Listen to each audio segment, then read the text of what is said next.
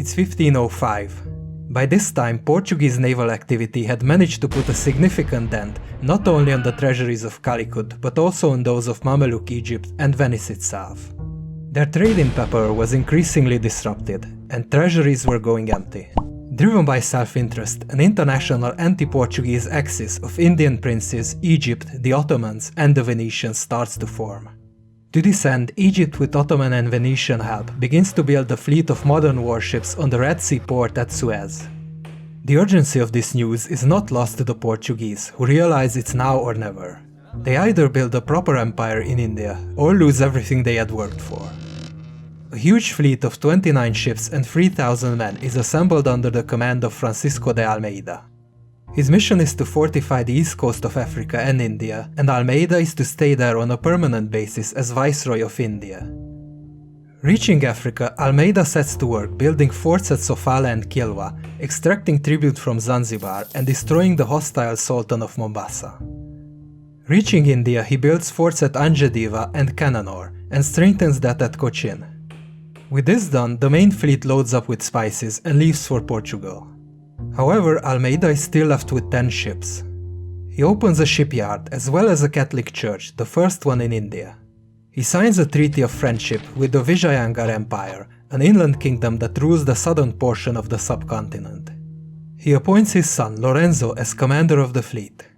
Lorenzo defeats an Arab Ottoman vanguard at Cananore, and with the main Allied fleet delayed, he has time to explore, discovering Ceylon and building a factory there.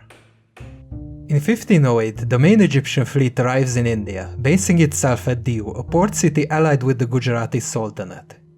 Diu is the main intermediary between China and the Arab world, so the Portuguese had been probing the coastline for years. Almeida's son, at the head of a small squadron of ships, is on such a mission. At the harbor of Chaul, he is surprised by the superior Egyptian fleet. Trapped in the harbor, the Portuguese fight valiantly, but are finally defeated in a 3-day battle. Almeida's son dies in the fighting. Stricken with grief, his father vows revenge. He gathers his fleet in preparation for a strike on Diu. Meanwhile, Alfonso de Albuquerque shows up with a fresh fleet and a royal letter naming him the new Viceroy of India. Almeida wants none of it, and goes into open rebellion, arresting Albuquerque and confiscating his ships. He will have his revenge first, and then he will hand over power. In February 1509, the Portuguese sail to Diu. The two forces are evenly matched. 18 Portuguese ships to 16 large Egyptian and Gujarati ships, as well as hundreds of rowboats sent by Calicut. The Portuguese, however, are far more experienced. An open battle against them would mean suicide, so the Allied fleet decides to stay in the safety of the harbor. They chain their ships together close to the shore, hoping to draw the Portuguese into a hand-to-hand battle. Once engaged, the numerous rowboats would outflank and encircle them. The Portuguese sail into the harbor, anticipating this. They divide their forces in 4. After an initial bombardment, 2 groups move to engage the enemy ship to ship. One group remains in reserve, providing suppressive fire, while the flagship moves to block the rowboats. Fighting is fierce, but the Portuguese armored infantry and their ships' ability to fire broadsides wins the day. The Calicut rowboats are effectively blocked by the Portuguese flagship, and a few smaller ships manage to sail between the Allied ships and the shore, thus cutting off all avenues of escape. The battle turns into a massacre, and Almeida wins one of the most important sea battles in history. Henceforth, European navies would dominate Asian waters for 500 years, until the Battle of Tsushima in the 20th century. After his resounding victory, Almeida hands over power to Albuquerque and dies on his way back to Portugal. Diu is forced to pay 300,000 pieces of gold, and a Portuguese factory is opened in the city.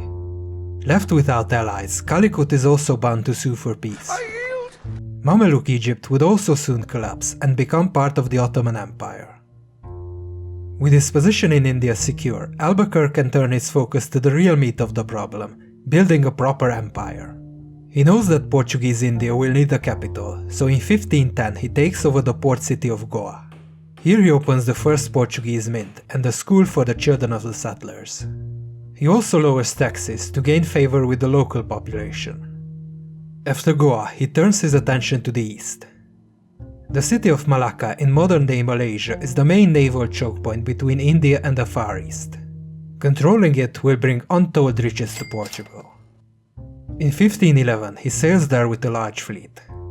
Malacca is a booming multi-ethnic town, the meeting place of Malay, Indian, Chinese, Japanese, Javanese, Arab and Burmese merchants. However, its current ruler is rather unpopular with non-Muslims. Albuquerque cleverly uses this division in his favor, deposing the unpopular Sultan in a 2-day battle. He opens a second mint and devises a fairer government where all denominations are equally represented. From here he sends diplomatic missions to the neighboring lands of Burma, Sumatra and Siam. In 1512 he sends explorers further east and discovers the fabled Spice Islands. A fort and a factory is built at Ternate, allowing the Portuguese direct access to even more spices. In 1513 he sends an expedition to China, opening a factory near modern-day Macau. With his empire building done, he returns to Goa and turns his attention to the west. He leads a foray into the Red Sea, assaulting Aden and attempting to reach Jeddah. This mission is not a success, however Albuquerque is not dismayed. In 1515 he leads a fleet into the Persian Gulf, conquering Hormuz and Oman. Fortifications are built and a treaty of friendship is signed with Persia. Now the Persian Gulf is under full Portuguese control, and the only avenue open to Egyptians and Ottomans is the Red Sea. Albuquerque heads back to Goa, but succumbs to illness on board and dies in 1515 at the age of 62. His legacy, however, will live on for 500 years. In the coming decades, Portugal reaches Japan, expands across the west coast of India, opens factories in southern Indonesia and on the west coast of Africa. But challenges continue, especially from the Ottomans. The Ottoman Empire is at the greatest extent of its power under the rule of Suleiman I. It encompasses the Middle East, Egypt, Arabia, Mesopotamia and North Africa by this time. In 1538, the Ottomans send a large fleet of 80 ships and 6,000 soldiers, including 1,500 Janissaries, to attack Diu. On their way they take Aden, and in September arrive in Diu to join up with the Sultan of Gujarat's forces. They besiege the city for 4 months, but cannot prevent Portuguese reinforcements arriving from Goa. Unable to take the fort, they are forced to abandon the siege. After their defeat, the Ottomans start to build a naval base at Basra. In 1554, they attempt a naval battle, however the more experienced Portuguese fleet outmaneuvers and destroys them. In the 1560s, they forge an alliance with the Sultan of Aceh, a powerful rival to the Portuguese in Malacca. In 1568, the Acehnese with Ottoman help unsuccessfully besiege Malacca. In 1570, an alliance between Aceh and the Muslim kingdoms of India is set up, and with Ottoman help they simultaneously attack several Portuguese positions. In spite of the Ottoman Empire being the strongest power in the world, the Portuguese are so well entrenched by this time that they could easily resupply any fort under siege. The Ottomans, on the other hand, have to bring in soldiers and supplies from afar. In spite of all their efforts, the Ottomans only gain Aden. The downfall of the Portuguese will eventually come from other Europeans. Due to their explorers, mapmakers and navigators, Portugal enjoyed an initial advantage in the Far East. However, their great wealth stirred up envy among other European powers, most notably the Dutch. In 1595, the Dutch captain Cornelis de Houtman, the employee of a private company, manages to reach Java. In 1602, the hunger for profit drives Dutch merchants to join forces and establish the Dutch East India Company. Unlike the Portuguese, whose empire building is mainly funded by the crown, the Dutch East India Company is a private corporation whose shares are traded on the Amsterdam Stock Exchange.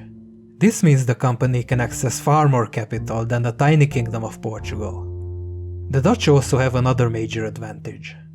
Portugal is on the periphery of Europe. This means spices imported by the Portuguese have to be transported to their factory in Antwerp to be sold on the Northern European market by none other than Dutch merchants. So even though Portugal has a monopoly on the importation of spices, they still need a middleman to act as a distributor. The Dutch are perfectly positioned for this. According to some estimations, the Dutch already pocket half the profits from the Portuguese spice trade. To make things worse, the English also sailed to Java and began to set up their own trading empire modeled on the Dutch. The Iberian Union, the personal union of Spain and Portugal under a Spanish Habsburg king in 1580, is especially ruinous for the Portuguese Empire. Spain's enemies, the English and the Dutch, instantly become Portugal's enemies. One by one, Portuguese trading posts fall either to the Dutch or to the English. By the 17th and 18th centuries, England becomes the dominant power in India, and the Dutch occupy Ceylon, Indonesia, and the Spice Islands. With most of its Asian empire lost, Brazil becomes increasingly important to the Portuguese. But that's another story.